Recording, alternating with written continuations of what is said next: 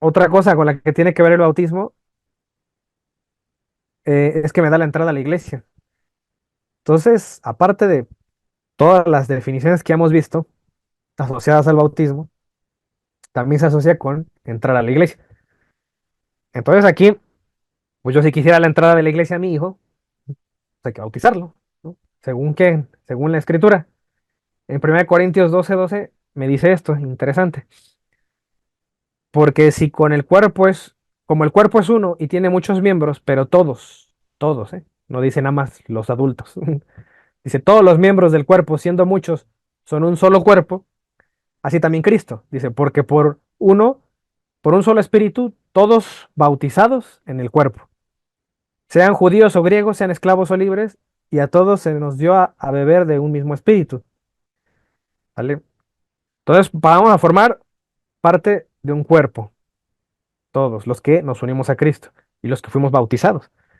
¿Esto qué querrá decir? Con el bautismo, aparte de ahí, formalmente ya soy yo un cristiano, ¿no? Aquí dice, porque por un solo espíritu fuimos todos bautizados en un cuerpo, ¿no? O sea, decir eso me une a Cristo, el bautismo. Entonces, ahora entienden por qué la iglesia primitiva tenía tanta preocupación por bautizar lo más pronto a sus hijos, ya las siguientes generaciones, ya los que eran ya cristianos, porque ellos sabían que así era como entraban en Cristo, cómo podían unir a los niños, aunque sean bebés, unirlos a Cristo. Entonces, si yo no bautizo a mi hijo de bebé ni de niño, en realidad yo tengo a un pagano en mi casa. Eso es mi hijo, es un pagano, todavía no es un cristiano. ¿Cuándo para ser cristiano? Cuando yo lo uno a Cristo, ¿a través de cómo? Del bautismo, según esto, ¿no? También en Gálatas 3:27, que es lo que les leí hace rato, por eso te dice eso, porque todos los que habéis sido bautizados en Cristo, de Cristo estáis revestidos. Entonces, los niños que no están bautizados no están revestidos de Cristo, es decir, no forman parte formalmente del cuerpo de Cristo. Por eso la importancia de bautizarlos. Ya no hay judío ni griego, ¿no? Dice, y ni esclavo, ni varón, ni hombre, ni mujer. Dice, porque todos vosotros sois uno en Cristo. ¿Cómo somos uno en Cristo? Aquí lo dice, con el bautismo. Entonces la iglesia siempre va a insistir en eso y va a defender eso. Hay que bautizarlos lo más pronto para que ya formen parte de Cristo y no estén separados como ovejas errantes, ¿vale? Entonces la escritura aquí me aclara que es con el bautismo, ¿eh? No dice que un niño o alguien que confiese su fe ya pasa a ser parte del cuerpo de Cristo. O sea, eso no o sea, San Pablo sí me vincula a la salvación de manera resumida diciendo eso, ¿no? En Romanos 19, que confieses que Cristo es tu Salvador, y eso está bien, pero es una manera demasiado resumida de decir toda la descripción doctrinal, ¿no? Que Cristo me deja, o los apóstoles, para que yo forme parte de Cristo, de manera más específica es a través del bautismo. Entonces, por eso también, eso ya se los leí, en Efesios 5 cuando San Pablo habla de la iglesia y dice que fue purificada, ¿no? Y a través de un lavamiento de agua, por eso se expresa así de la iglesia. Cristo amó a su iglesia y la vincula con este lavamiento. Allá en Hechos 2:41 también ahora entienden por qué dice esto Lucas, pues es el que escribió el libro de Hechos. Dice, así que los que recibieron su palabra fueron bautizados y se añadieron. Significa que primero es el bautismo y después soy añadido a la iglesia, ¿no? Fueron añadidos aquel día como 3,000 personas a la iglesia. Es un testimonio de eso. Ya y aquí está la misma cita del pastor de Hermas, em, que dice, sí, la torre que ves que se está edificando soy yo misma, la iglesia, ¿no? Es la visión que tuvo Hermas, que le habla eso, y la iglesia, ¿no? En forma de torre, a quien vistes antes y ves ahora.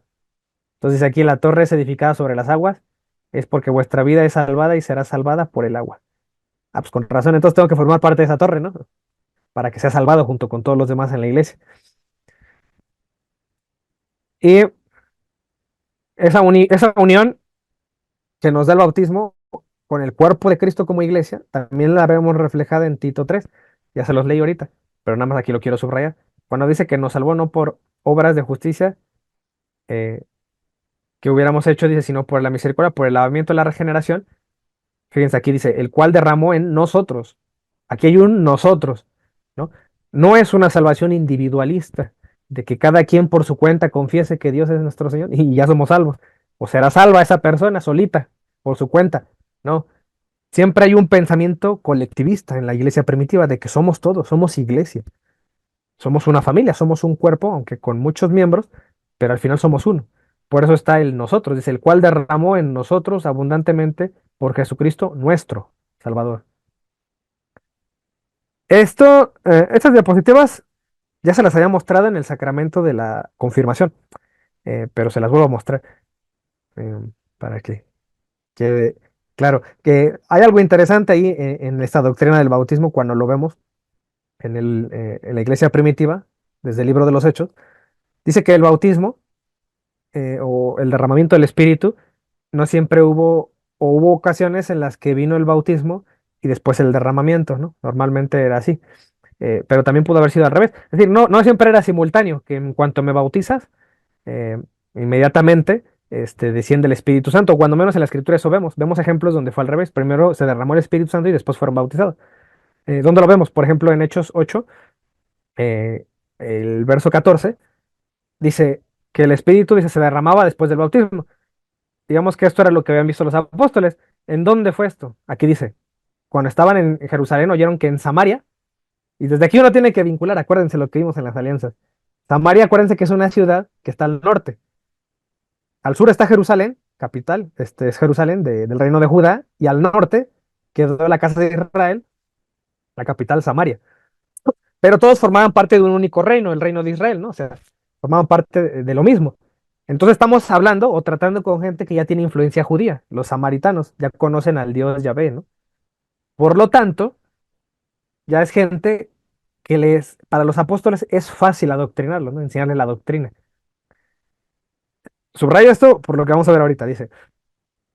Entonces dice acá, habiendo recibido la palabra de Dios, enviaron allá a Pedro y a Juan, los cuales habiendo venido, oraron por ellos para que recibiesen el Espíritu Santo. Dice, porque aún no había descendido sobre ninguno de ellos, sino que solamente habían sido bautizados. Pero aquí aclaro esto, ¿no? La persona que escribió esto dice, no había descendido el Espíritu Santo, solamente habían sido bautizados, pero no había descendido todavía el Espíritu Santo. En el nombre del Señor Jesús dice, entonces les imponían las manos y recibían el Espíritu Santo. Este es un fundamento del por qué después del bautismo viene la confirmación. Se les imponen las manos y vean, dense cuenta que no te imponen las manos cualquiera. Se puede entender o se sobreentiende que si ya fueron bautizados, ya hubo gente enviada que llegó a Samaria y bautizó gente. Pero esas personas no tienen la misma autoridad que los apóstoles, por eso enviaron a Pedro y a Juan, lo aclara aquí, que sería lo equivalente ahorita a que enviaron al obispo, ¿no? Los presbíteros ya te bautizaron o los diáconos, pero hay que enviar a alguien de la jerarquía que tiene esa autoridad. ¿Quién? El obispo. Por eso la confirmación la hace el obispo. Entonces, y el obispo tiene esa autoridad que tienen los apóstoles, ¿no? De la iglesia primitiva. Y fíjense que aquí ocurrió al revés. Aquí Pedro estaba predicando. Dice, mientras aún a Pedro hablaba estas palabras, o sea, apenas Pedro les estaba hablando de la doctrina, el Espíritu Santo cayó sobre todos, los que oían el discurso, y los fieles de la circuncisión que habían venido con Pedro se quedaron atónitos. Es decir, había judíos con Pedro como él, por eso dice fieles de la circuncisión, se quedaron sorprendidos, porque ellos siendo judíos se dieron cuenta que también sobre los gentiles se derramaba el don del Espíritu Santo. Para ellos eso era algo nuevo. Ahorita para nosotros pues es algo súper común, ¿no? Nadie es judío de nosotros. Pero aquí lo que quiero subrayar es que a diferencia de los samaritanos, que sí vienen con esa influencia judía y vienen practicando en esencia la misma religión, pues en ellos recaía el poder del Espíritu Santo después del bautismo, pero en los gentiles primero cayó el Espíritu Santo y después vino el bautismo. O al revés dice, porque los que oían que hablaban en lenguas y que manifestaban a Dios, dice entonces, respondió Pedro, ¿puede acaso alguno impedir el agua para que no sean bautizados? Entonces, esos que han recibido el Espíritu Santo también como nosotros, y mandó bautizarles en el nombre del Señor Jesús. ¿Esto qué quiere decir? ¿Por qué a veces llega primero o sea, llega el primer bautismo y luego el Espíritu Santo? ¿Y por qué en este caso fue primero el Espíritu Santo y después el bautismo? Bueno, pues algunas personas creen que tenía que ver con la comunidad a la cual se le estaba dando la doctrina. En el caso de los samaritanos no había problema, porque ya conocían la religión.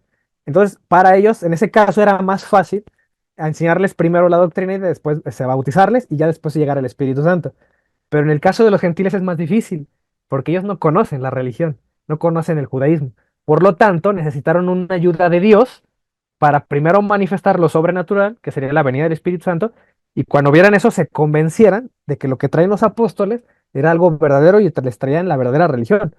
Por lo tanto, Primero llegó el Espíritu Santo, se convencieron y ahora sí se dejaron bautizar, ¿no? Sería eso.